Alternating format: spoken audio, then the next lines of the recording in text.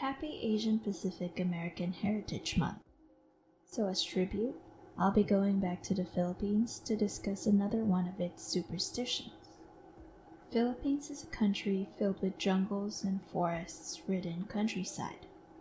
On top of that, the native inhabitants of the country believe that elemental spirits and entities exist. This was long before Catholicism took over as main religion. However, despite the prevalence of Catholicism today, remnants of elemental worship still remain in the superstitions of modern Filipinos. Our superstition today is the phrase "tabi-tabi po," which translates to "pardon me" or "excuse me." The word po at the end of the phrase is an honorific, which transforms the sentence into a polite form of the phrase. This manner of speaking is usually used while addressing someone older than you, of higher authority than you, or of higher status than you. Or in this case, tabi-tabi po is spoken out of fear and is directed to a supernatural being that is more powerful than you. Although the phrase have lost most of its power due to the people largely believing in the Catholic faith and chalking up these beliefs to urban legends, the old world beliefs are still found in everyday language today. The phrase "tabi-tabi po" is usually said out loud while you are walking through forests, passing through thick shrubbery, walking into cemeteries, or basically anywhere where you would think an elemental or nature beings would live. These dwellings usually look like earth mounds or ant hills, some really old large ficus trees with their roots ominously hanging about, or a gathering of mushrooms of various sizes, or even aerial plants.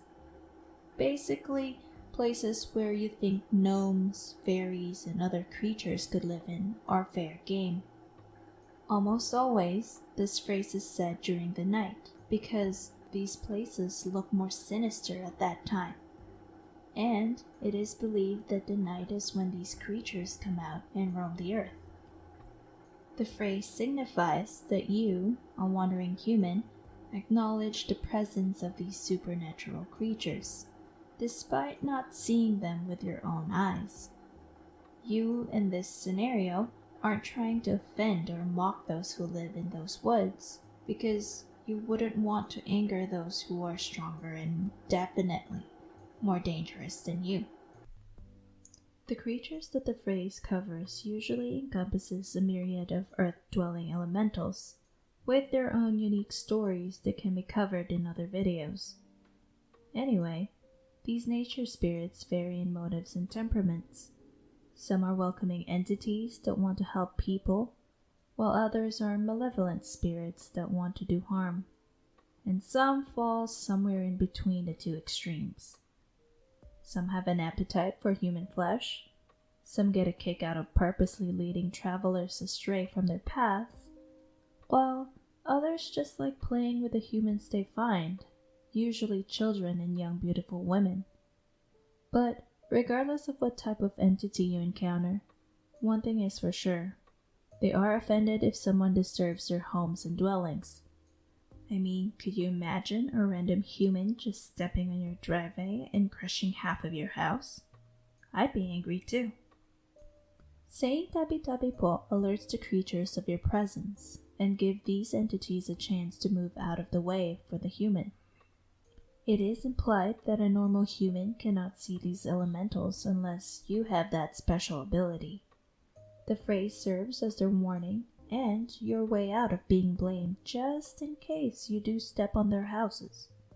However, if you happen to disturb their homes without uttering the aforementioned phrase, the elementals will take it as an offensive gesture and would proceed to curse you. Manifestations of these curses usually appear as red, large, angry-looking body parts. Other times, the curse appears as boils and other skin ailments. Most often, however, you would experience persistent fevers that would not stop despite multiple interventions. or it manifests as some mysterious disease that cannot be cured by any medicine. At this point in time, you must seek the services of an albularyo, or roughly translating to general practitioners.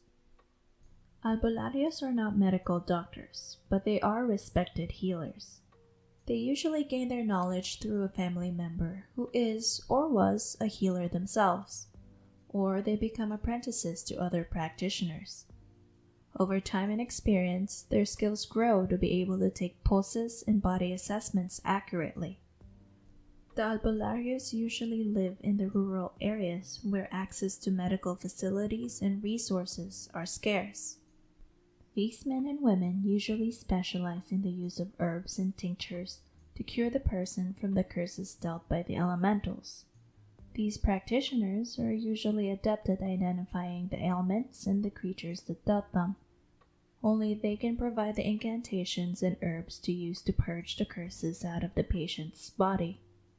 However, if their assessments deem that the curse was placed by one of the stronger elementals, then they consult a mangluluop. A mangluluop is another practitioner who specializes in rituals and is believed to have stronger spiritual powers than your general albularyo. Sometimes, the albularyo is also a mangluluop, so in that case, the patient doesn't have to go see another healer. But this isn't always the case.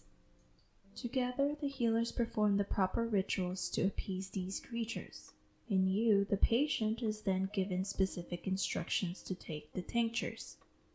You are also instructed to perform certain acts after going home, such as putting out a peace offering to the elementals you have offended.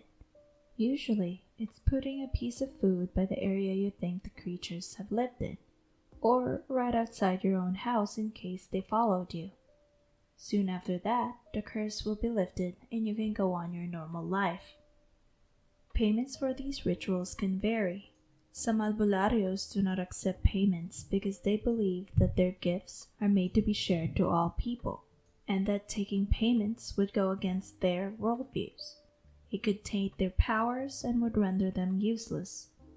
Other times, payments could be made by donations through money, food, or other forms of offerings, although ultimately it all depends on each practitioner. In modern times, the albularyos and the mangluluops still practice their crafts.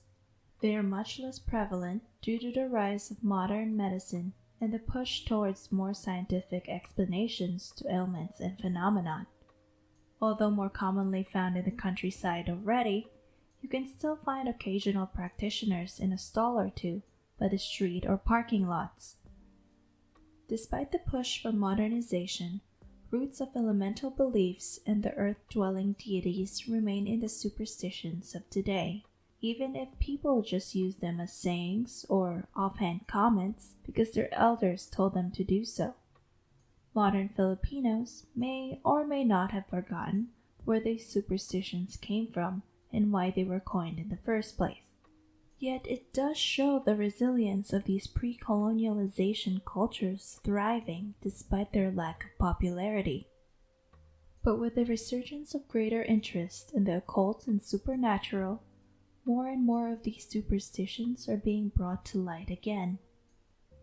Philippines has such a rich and superstitious culture dating all the way back to when natives worshipped the land. However, most modern residents have left this behind in exchange for the Spanish and Western culture. It is also often overlooked in comparison to other Asian myths and superstitions. But I think there is so much more to uncover in this culture that the mainstream world needs to see. Hopefully, with these little videos, lesser-known superstitions will reach a wider range of audience.